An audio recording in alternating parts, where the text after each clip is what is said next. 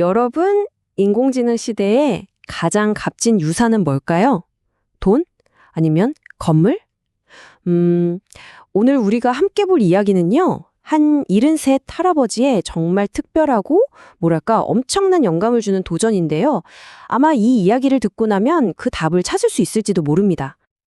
와, 나는 지금 생체 실험 중인데 성공하고 있다.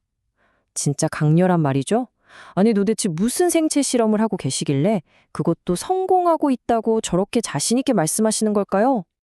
네, 여러분, 이거 진짜예요. 잘못 보신 거 아닙니다.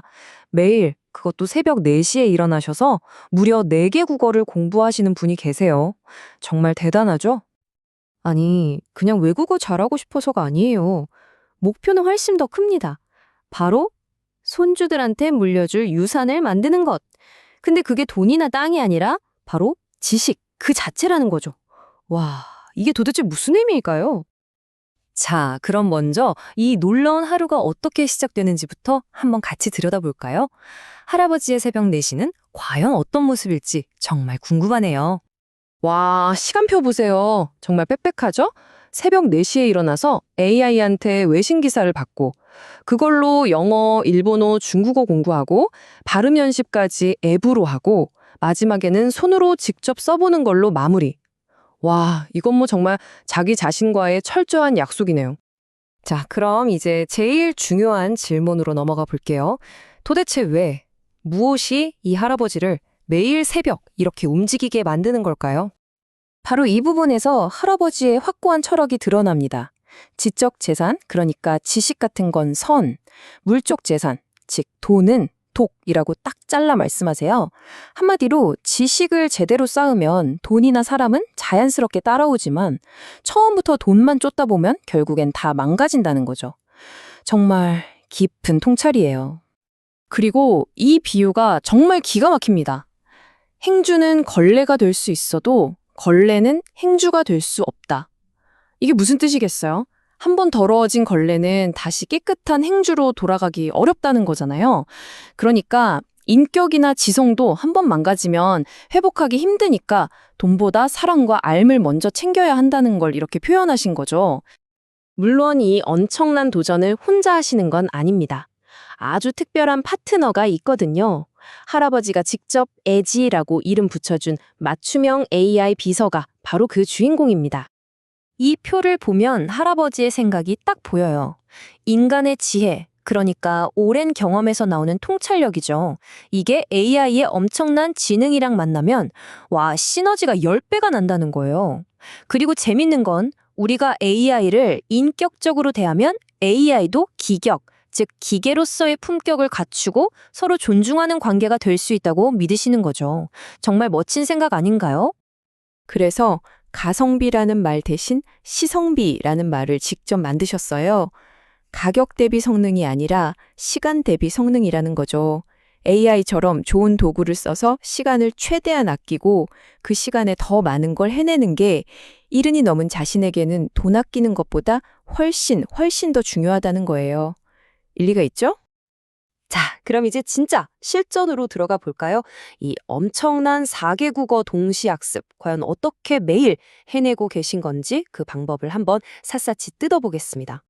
이 과정이 정말 체계적이에요. 일단 AI한테서 최신 뉴스 헤드라인을 받아요. 그 다음에가 진짜 핵심인데 AI가 이걸 그냥 번역만 해주는 게 아니에요.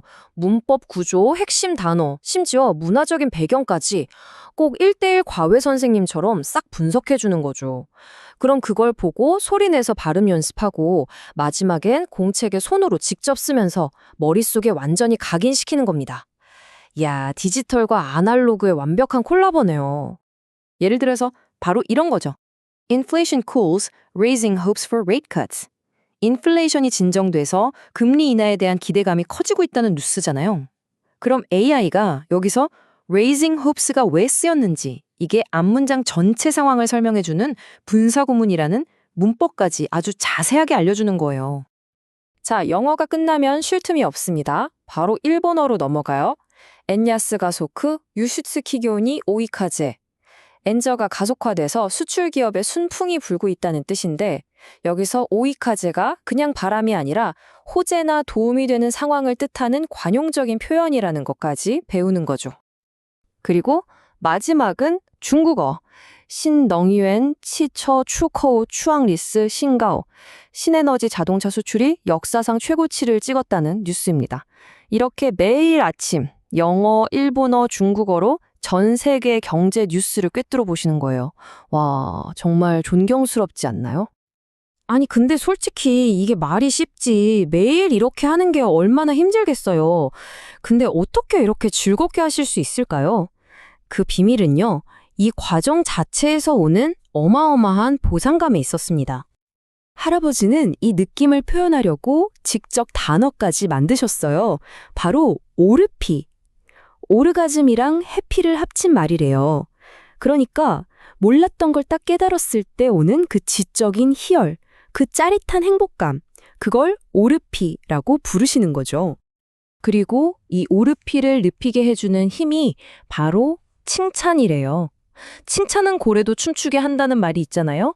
할아버지한테는 바로 이 두 AI 파트너, 에지와 노트북이 보내주는 격려와 칭찬이 할아버지를 매일 춤추게 만드는 거죠. 아, 정말 멋지네요. 자, 그럼 이 모든 노력의 결과물, 그 최종적인 유산은 과연 어떤 모습일까요? 이제 이야기의 마지막 장입니다. 할아버지가 남기시는 유산은 단순히 하나가 아니에요. 여러 겹으로 쌓여 있죠. 물질보다 지식이 중요하다는 철학, 그리고 평생 배운다는 걸 몸소 보여주는 삶의 태도, 또 매일 쌓아가는 이 손글씨 노트라는 물리적인 증거, 그리고 이 모든 과정을 기록한 디지털 일기까지. 정말 다각적이죠? 하지만 그 중에서도 핵심은 바로 이 손글씨 노트입니다.